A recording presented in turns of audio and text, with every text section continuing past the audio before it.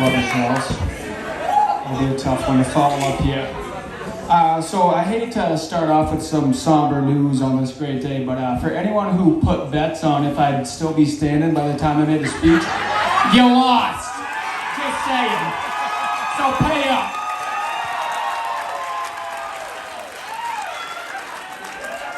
But in all seriousness, I think most of you know who I am, but if you don't, I'm Jay's twin brother, Jesse. I'm just kidding about the twin part, but we just kind of roll with it at this point, so. Now, you're probably thinking, this is going to be one hell of a speech, because when Jay asked me to be his best man, one of the first things I thought of was, damn, I gotta write a speech. And that was 3 years and 3 wedding dates ago, so I've had quite a bit of time.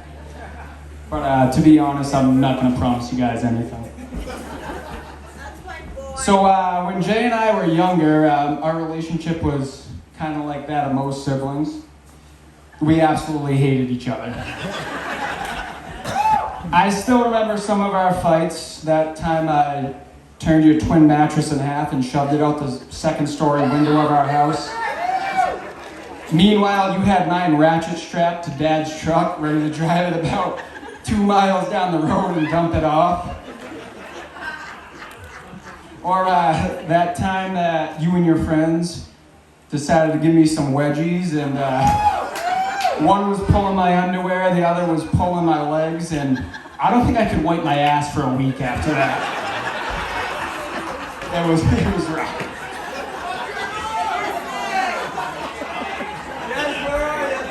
Yeah, Jez was involved in that.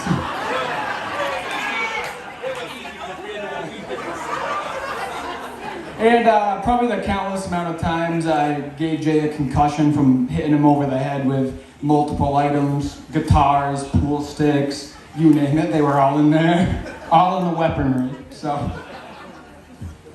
But it was basically the same after every fight. Me and Jay would sit on the couch in silence and wait for Dano to come home from work and just ream us a new one. Kat would look on and just shake her head in disappointment. She was definitely always the softer one. But it wasn't always like that. I still remember when we were that young sometimes, and they would always put us in those matching outfits for those family photos, and the times we'd be laughing so hard at the dinner table they'd have to separate us into different rooms. Dano would be like, you in there, you in that room, finish your dinner. And sometimes it worked, sometimes it didn't. But, you know, when Jay and I went off and we developed our sibling bond, I would say in high school, things got a little bit different. The fights, they grew fewer and far between, and after all, I needed a role model to look up to and someone to learn how to party by, and who better than Jay to learn that. Now, he wasn't just good at partying. He was smart, he was athletic, he was popular, and he kind of knew how to pull the ladies, which I credit to that Jufro he walked all the time.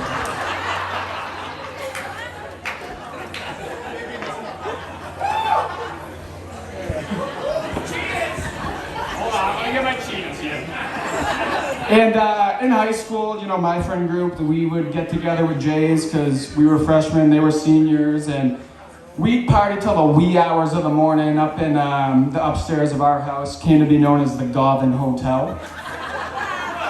Apparently it's closed, but a little birdie told me it may still be open. I'm not quite sure.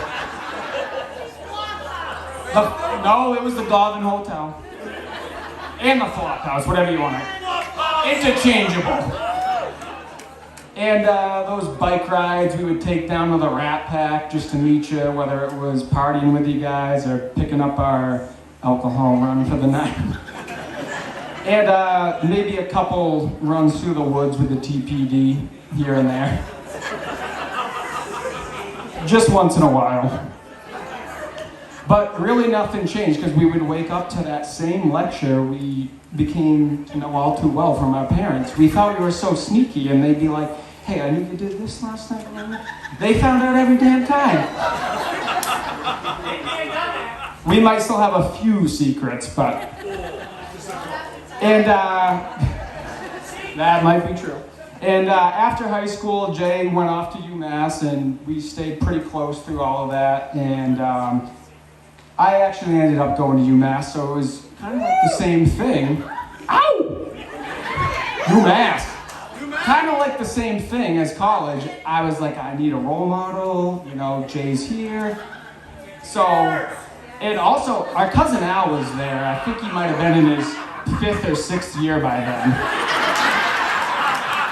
And he was not going for his master's, so.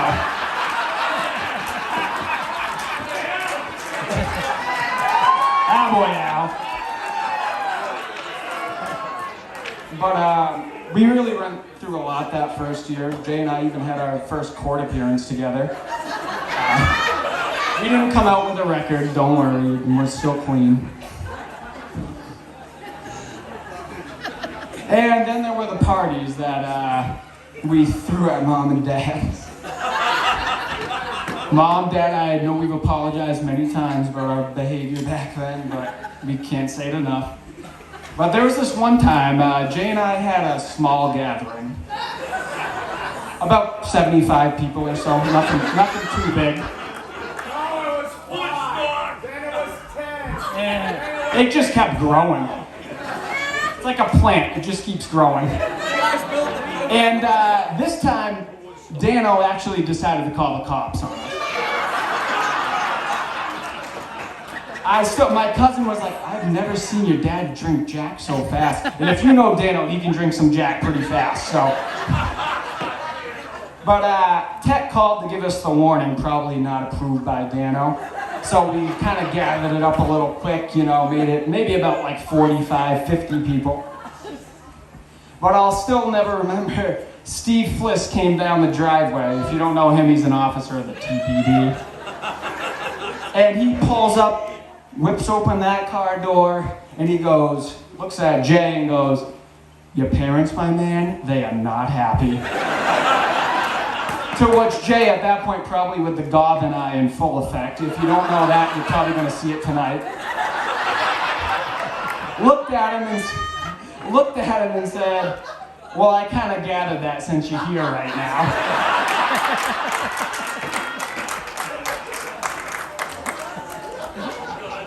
And now we go to Kaylee. So the first time I met Kaylee, she actually thought I was Jay.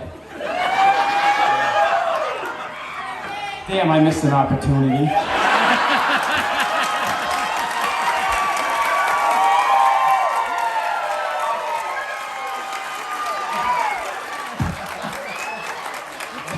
But no, she was actually sitting in the kitchen with me talking for like 15, now credit to her, she might have been under the influence a little, but she was talking to me for like 15 minutes and I'd never met her. I was like, who is this girl? And comes to find out, she thought I was Jay. She didn't find out until about 15 minutes later. Now, she's definitely not the only one, because I went to pick up my tux at the suit shop this week, and the guy looked at me and he's talking to me. He's like, you ready for your big day? And I was like, I'm the best man, so that's a big day. You know? And then he hands me Jay's suit, and I was like, whoa, I'm not Jay, and I'm definitely not ready for that day quite yet.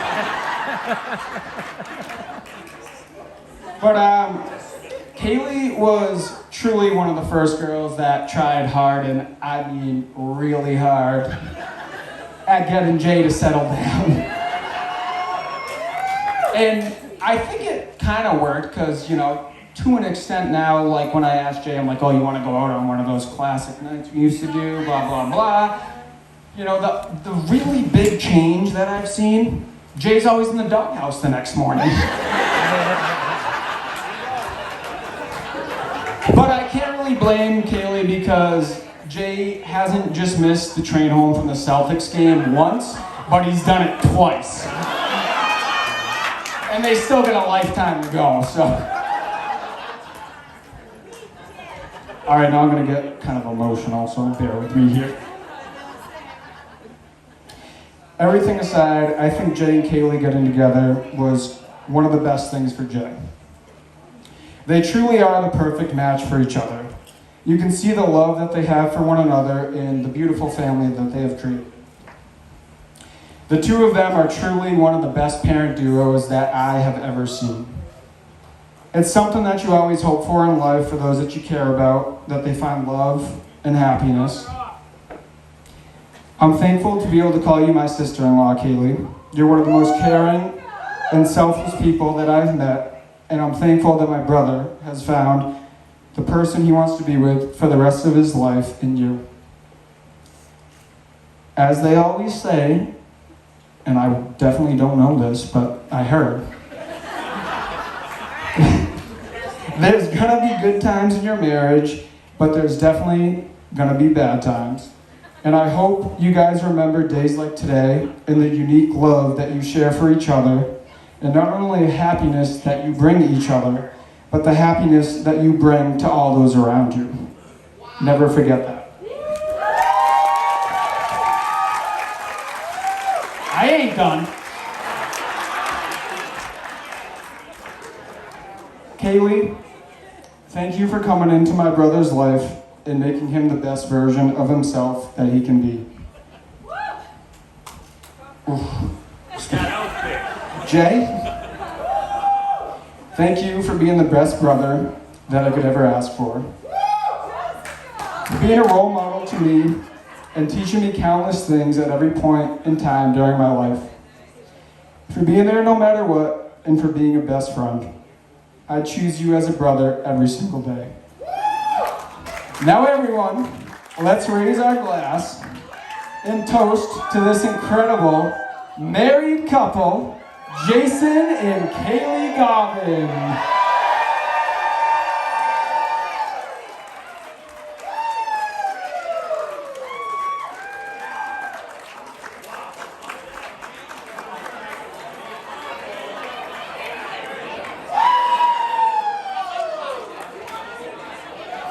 All right, let's hear it for all our speakers today.